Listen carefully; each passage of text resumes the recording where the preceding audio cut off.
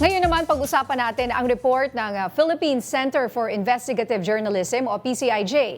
Makakausap natin live via Zoom ang reporter ng PCIJ na si Gwen Latoza. Magandang hapon, Gwen, at welcome sa Arangkada Balita. Magandang hapon po, ma'am.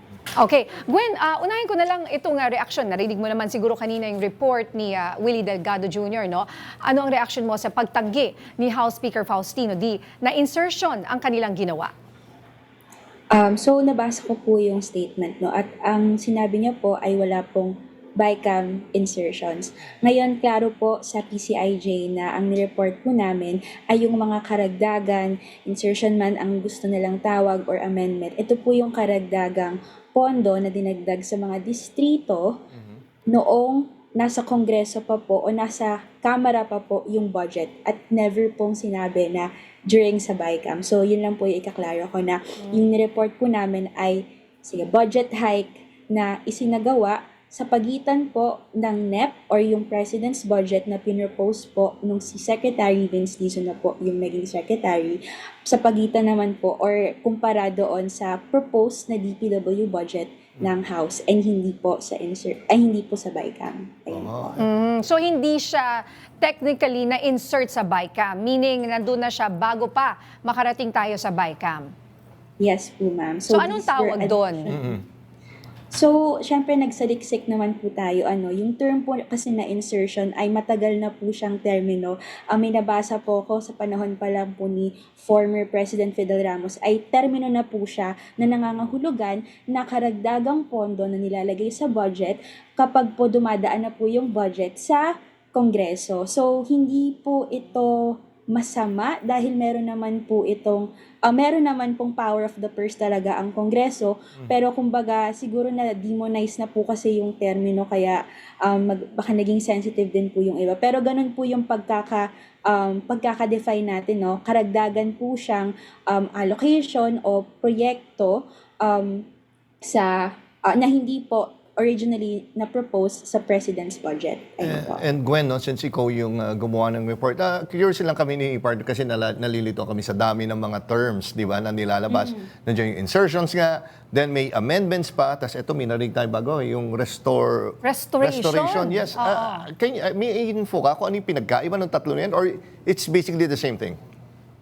So the way I understand, or the way we understand insertions, and again, this is based on research of and statements of former House reporters and even former Senate President Franklin Drilon and even Senate President Pro Tempore Ping Lacson.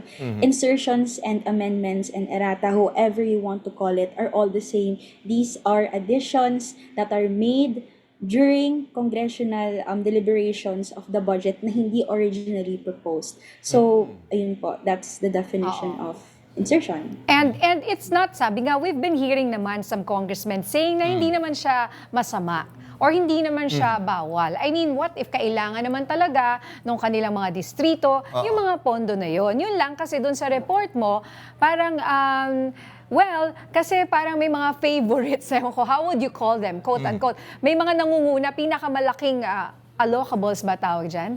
O allocation. Let's say, for example, very glaring. Bakit number one doon ay yung, tama ba? Yung distrito ng House Speaker D. At saka, pangmapangalawa, si Swansing, na siyang head ng Appropriations Committee, na dating head doon si Zaldico. So parang glaring lang na parang despite everything that's going on, makikita mo those who are in power or those who have that you know, the responsibility, sila yung pinakamalaki yung budget. Hindi ba parang nakakabahala ba yun sa tingin mo, Gwen?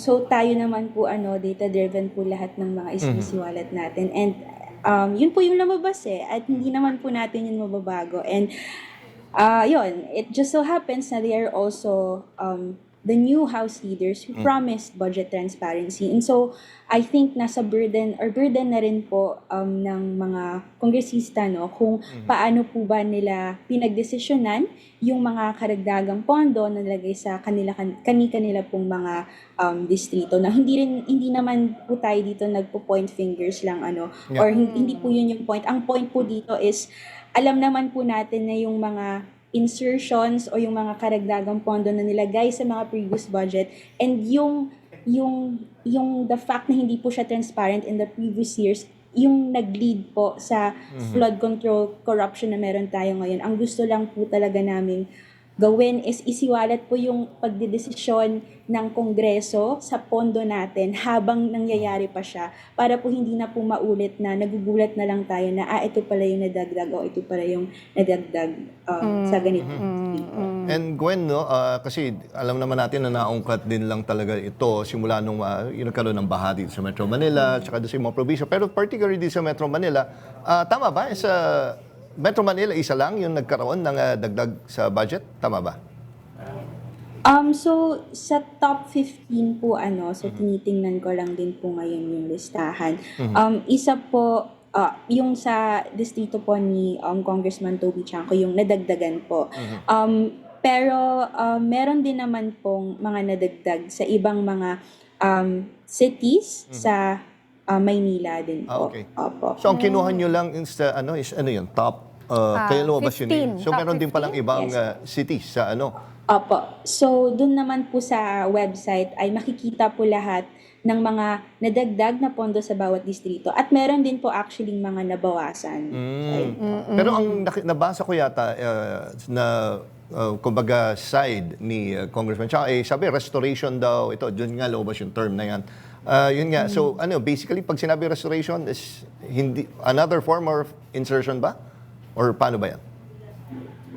So, I think po, ang pinagbabasehan niya po kasi is yung, may term na naman po Yeah. tayo, May bago ulit. yung net restored o yung allocable. Kasi po, nasiwalat na din po namin na ang DPWH po ay nagtakda, or nung time po ni former Secretary Bonoan, nagtakda po sila ng, kumbaga, budget ceiling per district. Yung sa iba po kasi, nung tinanggal yung flood control, edi nabawasan po, kumbaga, yung napuntang pondo sa mga distrito nila nung gumawa na po ng budget ulit o yung DPWH under Secretary Vince Dizon. So, kaya po ganon, lumobo ulit or restore lang daw po yung mga nawala dun sa original niya po na pondo. Pero kung titingnan mo nga naman, ako kasi I'm from the north, yung Cagayan Valley naman talaga, yung Cagayan ay talaga namang bahain Binabaha. at nandyan Catch talaga basin. yung mga, at saka marami talaga tayong taniman dyan, maraming crops, marami talaga ang, kailangan talaga ma-justify. Hindi naman natin nagpo-point nga ng fingers. We just really want to know why. Bakit ikaw yung pinakamalaking allocable? Kung ano man yan. At pangalawa, si Congresswoman Swansing, di ba? Yung dalawang top dyan sa Kongreso. Siyempre, sa panahon ngayon, talagang kay-questionin mo lahat. Pero eto pa lumabas sa inyong report. Sabi niyo dito, 2/3 of the House proposed DPWH budget can be considered pork. Okay, so can you explain this, Gwen? So pork barrel pa rin ang ating pinag-uusapan. So, ma'am, 2-3 weeks ago, may mga senador na po na finlag po yung House proposed budget na 400 billion ay considered na allocables. And again, through our research na siyasat po kasi natin, na essentially ito ay ang bagong anyo po ng pork barrel. Kung imamath po natin, ang proposed budget po kasi is around 624 billion. So, that's around 2/3 na allocables, therefore, pork. Oo. So bumaba ba siya from 600 naging 400? So, it's 400 billion po yung allocables. Tapos, yung kabuuan po kasi 625. Okay. Okay, so billion pa rin ito. So saan gagamitin yung 400 billion na allocables na yan na panibagong anyo ng pork barrel? So, bale, naka-distribute po yan sa bawat distrito sa buong Pilipinas po. Ayun po. So anong ibig mo sabihin? So lahat sila, pantay-pantay ba yan? Yun nga. How do you define kung magkano yung i-allocate mo doon sa Dun isang sa- certain na lugar? May So computation iba to ba? hindi ito yung insertions or restoration or iba pa to. Ito ba yung mga parang may budget na binibigay sa bawat politician tapos minsan pinapamigay nila sa mga lumalapit sa kanila. Kasama yan dun sa sinasabi nga ninyong pork. Kung, yun po. So, ang allocable po, Ito po essentially yung budget ceiling na itinatakda ng DPWH sa bawat legislative district sa buong Pilipinas po. At sa mga nakita po nating dokumento ay hindi po siya pantay-pantay. Merong nakakalamang, merong mas onte. At ang paliwanag po ng gumawa po ng formula na to na si former DPWH Yusek Maria Catrina Cabral, base raw po ito sa poverty level, sa laki ng lugar at saka sa populasyon. So hindi po siya pantay. So ayun po, may budget ceiling and base sa mga panayam natin is ang may sabi or yung may say kung saan ang proyekto po mapupunta, yung halagang yon ay yung district congressman po. Yeah, ganun sila ka-powerful. Kaya minsan nag-aaway yung ahensya ng gobyerno, yung congressman, kung hindi ka malakas, tapos may mayor pa. Kung hindi mo kakampi, baka hindi pa ibigay sa'yo. Hindi pa gawin, no? Ang daming mga... Gusto ko rin malaman, dun sa 400 billion na yon, sino-sino yung nabigyan ng malalaki na allocations ng port? Yan ma'am, no, hindi na po tayo nakakuha nung breakdown kung ano yung allocable and may tinatawag kasi na outside allocable pa. At ang outside allocable naman, ito daw yung mga nilalagay na proyekto sa bawat distrito na hindi naman daw po pwedeng galawin ni district congressman. Pero base po dun sa mga statements ng mga ilang senador is around 100 billion po yung non-allocable naman. Okay. Gwen, huling tanong na lang mula sa akin. No? Ito, nagbigay na ng live streaming, yung BICAM. Ito, bilang a reporter, like sa PCIJ, yung mga ganitong live streaming ba, are you contented with what you're seeing? Or may kulang? Or may nakita ka na, teka, hindi yan yung hinahanap namin eh. Curious lang ako. Tingin ko po, no, ang panawagan po kasi ng iba't ibang mga budget watchdogs natin is ilabas na po yung proponent lists, sino-sino po ba talaga yung nagsasuggest ng mga proyekto at anong klase po yung mga proyekto na sinasuggest nila para po malaman natin kung kailangan po ba talaga ng tao yun. Yun po, yun lang po yung, I guess, hinihintay ko sa mga BICAM. And of course, yung pag-evolve po ng budget, no? Saan-saan po bang mga lugar sa Pilipinas na pupunta yung pera po natin.